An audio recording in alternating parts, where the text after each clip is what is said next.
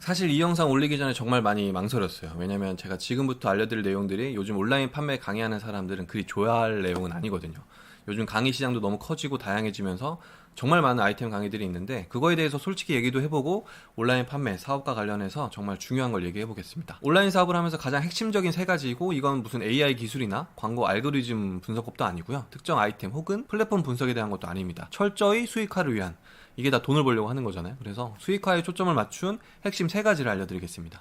저는 12년간 브랜드사와 개발 에이전시에서 실무를 했었고요. 2020년에 창업을 해서 현재까지 온라인 브랜드 사업을 하고 있습니다. 그동안 실무와 사업을 운영하면서 제가 깨달은 진짜 성공 노하우고요. 화려하지 않지만 실제로 작동하는 원칙들입니다. 일단 많이들 생각하시는 게 먼저 온라인 시장이 이미 포화된 레드오션 아닌가요? 라는 얘기가 정말 많죠. 근데 이건 반은 맞고 반은 틀린 얘기예요. 그냥 트렌드만 쫓아서 한번 해볼까 하는 분들한테는 레드오션이 분명하고요.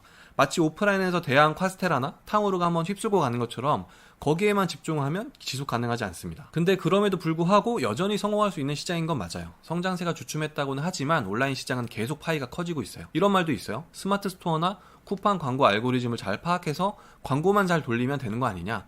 실제로 이런 강의들도 정말 많죠. 아니면 특정 플랫폼, 어떤 폐쇄몰이나 신규로 생겨나는 쇼핑 플랫폼에 입점하면 다 되는 것처럼 이 또한 관련된 강의가 많습니다. 근데 이것도 반은 맞고 반은 틀린 겁니다. 플랫폼만 믿고 대충 아이템 몇 가지 소싱해서 들어가면 잠깐 매출이 반짝할 수는 있지만 오래 갈 수 없어요. 혹시 지금 얘기한 질문들이 머릿속에 있으셨다면 오늘 영상은 여러분에게 정말 필요한 현실적인 솔루션이 될 거예요. 이걸 인지하고 다른 강의나 유튜브 정보를 받아들이셔야 제대로 된 실행을 하실 수 있어요. 첫 번째 핵심은 아이템 중심적 사고에서 벗어나는 거예요. 많은 분들이 아이템만 잘 고르면 되지 않나요? 어떤 제품을 판매해야 하나요? 이렇게 질문하세요. 그렇기 때문에 온라인 강의들도 특정 아이템 판매에 대한 강의들이 요즘 많이 있더라고요. 예를 들면 화장품, 과일, 크무비, 향수 굉장히 많습니다. 근데 특정 아이템을 판매하는 것만으로는 지속 가능하지 않습니다. 이건 사업을 최소 2, 3년 이상 지속해온 분들이라면 다 알아요. 신제품의 90%는 실패한다는 통계도 있고요. 그래서 유통하시는 분들은 아이템 소싱이 중요하다는 말씀을 하는데 이게 맞는 말이거든요. 근데 이걸 한 단계 더 들어가서 설명을 하자면 소비자가 찾는 제품을 소싱해야 한다는 건데 그럼 소비자가 어떤 제품을 찾느냐는 거예요. 그러니까 소싱을 하더라도 어떤 소싱처를 찾아야 하고 어떤 데이터를 봐야 한다가 우선순위가 아니라 우선순위는 소비자가 이 제품을 봤을 때 충분히 구매할 이유가 있느냐가 최우선 순위가 되는 겁니다. 그런데도 많은 분들이 이런 질문을 계속 하세요. 어떤 제품이 잘 팔릴까요? 최소 수량은 얼마인가요? 개발 비용은 얼마나 드나요? 어떤 디자인이 좋을까요? 어떤 채널에서 판매를 해야 할까요? 이런 질문들은 중요한 게 아닌 건 아니지만 우선순위에서 벗어나 있어요. 제가 성공한 대표님들과 실패한 대표님들의 차이점을 분석해보니까 성공한 분들은 항상 이 질문을 먼저 했어요. 진짜 중요한 질문은 누구의 어떤 문제를 해결할 수 있는가입니다. 그래서 아이템 중심적 사고에서 완전히 벗어나야 된다는 거예요. 실제로 제가 컨설팅했던 대표님 사례 중에도 화장품이었는데 처음에 아이크림을 어떤 성분의 즉각적인 효과를 볼 수 있는 안티에이징 아이크림 이런 식으로 상세 페이지에도 구성이 되어 있고 마케팅도 했지만 매출이 신통치 않았어요. 그런데 동일한 제품을 왜 아이크림을 눈 밑에만 바르세요? 이제 눈꺼풀부터 관리해야 더 젊어질 수 있습니다. 눈가 세 군데를 5분 안에 리프팅으로 마케팅의 관점을 바꾸니까 이번에 리뉴얼 런칭을 성공해서 판매를 잘 이어나갈 수 있었습니다. 간단한 예시를 또 만들어 볼게요. 20g 고단백 한 잔으로 간편한 충전 단백질 쉐이크 vs 바쁜 직장을 위한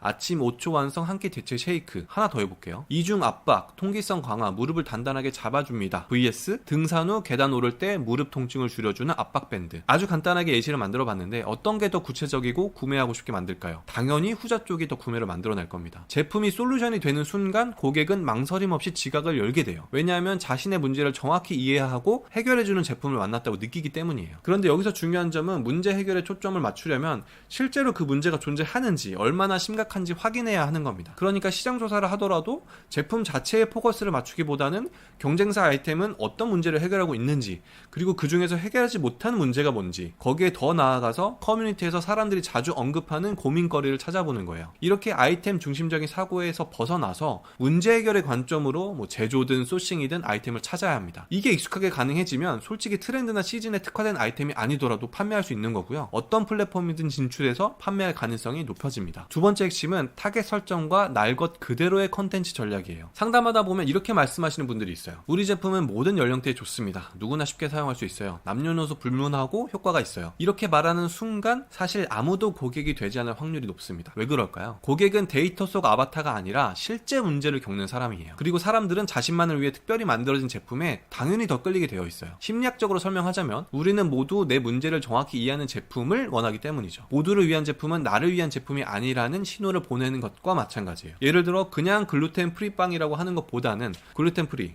알레르기 걱정 없는 베이커리 빵이라고 말하는 게 훨씬 구체적이죠. 알레르기에 민감해서 평소에 밀가루 음식을 먹는데 힘들었던 분들은 당연히 이 빵에 주목할 겁니다. 또는 그냥 편안한 운동화가 아니라 장시간 서서 일하는 직업을 위한 피로감 줄이는 신발이라고 하면 어떨까요? 장시간 서서 일하는 직업군인 분들은 당연히 관심을 가질 거예요. 이렇게 타겟을 좁히면 정말 필요한 사람들에게만 집중적으로 마케팅할 수 있어서 효율이 높아질 거고, 퍼포먼스 마케팅을 하더라도 타겟팅이 더 명확해질 겁니다. 그럼 이런 타겟팅된 고객들에게 어떻게 제품이 보여지는 게 좋을까요? 요즘 소비자들은 광고보다 유용하고 참신한 콘텐츠를 더 신뢰해요. 많은 분들이 쇼츠와 릴스를 소비하는데 요즘 대부분의 광고들이 어떻게 해서든 광고처럼 안 보이게 하려고 노력해요. 왜냐하면 광고에 대한 피로도가 상대적으로 정말 높아졌기 때문이에요. 그러니까 오히려 소규모 판매자들이 들어갈 수 있는 틈이 생겼다고 생각하거든요. 스마트폰 하나만 있어도 여러분이 직접 제품을 사용하는 모습, 제품의 장점을 솔직하게 설명하는 영상을 찍을 수가 있잖아요. 또 대표가 직접 사용하는 제품만큼 신뢰도가 높아지는 것도 없습니다. 그러니까 예전처럼 뭐 디자인이 아주 잘 되어 있고 고급스러운 광고보다 훨씬 더 효과적일 수 있는 거죠. 왜냐하면 사람들은 실제 사용 경험과 진정성 있는 이야기에 더 공감하기 때문이에요. 소소하고 때로는 허술해 보여도 괜찮습니다. 저는 항상 상세 페이지에 일반 고객분들이 직접 사용하는 영상, 인터뷰를 삽입하거든요. 이게 상당히 효과가 좋습니다. 사람들은 이제 인위적인 것보다는 진짜 날 것에 가까운 것을 원하기 때문이에요. 핵심은 화려함이 아니라 진정성과 유용함이에요. 여러분의 제품이 어떤 문제를 해결하는지, 어떻게 사용자의 삶을 편리하게 만들어주는지 정말 있는 그대로 솔직하게 보여주는 게 중요하다는 거죠. 세 번째 핵심은 신뢰와 전환을 높이는 상세 페이지의 설득 구조입니다. 상세 페이지 중요하다는 얘기는 아마 많이 들어보셨을 거예요. 근데 여기서 중요하다는 거는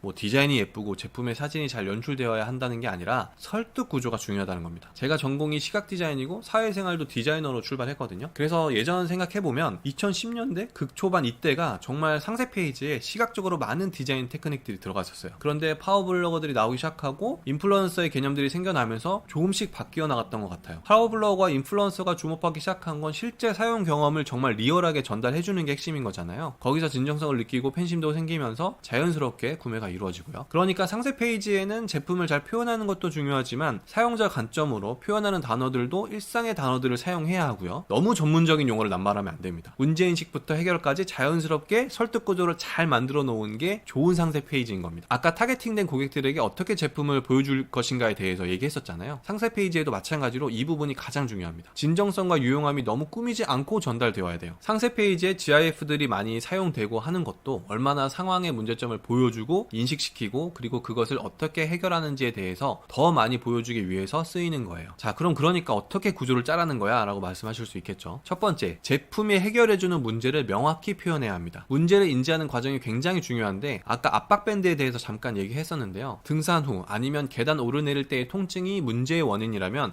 실제로 등산하면서 통증을 느끼는 장면이 연출되어야 하고, 계단을 오르내리다가 삐끗하거나 염증이 올라온 부위를 보여주는 형식으로요. 제가 판매하는 고체가글 제품은 기존의 액체가글의 문제를 표현하는 장면이 있습니다. 액체가글을 사용하면서 흘리거나 손에 잘 묻는 것과 같은 장면이 있죠. 이런 것처럼 실제 문제를 바로 인지할 수 있는 표현이 중요합니다. 두 번째는 가치 증명이에요. 문제를 인지시켰다면 이 문제를 우리의 제품이 어떻게 해결할 수 있고, 여기서 또 중요한 게 유명한 브랜드 제품이 아니라면 기존의 경쟁사 제품이 제공하던 가치와 우리가 제공하는 가치를 비교했을 때 소비자가 더 얻게 되는 우리의 가치를 표현해야 합니다. 그리고 그 가치는 쉽게 대체될 수 없는 것이어야 해요. 예를 들어 가격은 상대방도 가격을 내리면 쉽게 대체될 수 있는 가치잖아요. 하지만 기존 제품의 문제를 대체할 수 있는 가치라면 이건 쉽게 대응할 수 없는 가치 증명이죠. 기존 액체가글의 휴대의 문제점, 사용 시에 너무 매운맛, 간편하게 사용할 수 없다는 거, 이거를 해결해 줄 수 있는 고체가글의 장점들이 바로 가치 증명이죠. 기존 압박밴드에 쉽게 늘어나는 단점, 너무 두꺼워서 활동성이 떨어진다는 거, 세탁을 했을 때 쉽게 성질이 변한다는 거, 이런 단점을 보완할 수 있는 압박밴드라면 쉽게 대체할 수 없는 가치입니다. 이처럼 기존 제품이 가지고 있는 단점들을 보완하는 것이 쉽게 대체할 수 없는 가치 증명이고, 이것들을 장면이나 아니면 데이터가 될 수도 있고요. 신뢰할 수 있는 어떤 특정 테스트 결과일 수도 있습니다. 이런 것들이 쉬운 단어로서 잘 표현되어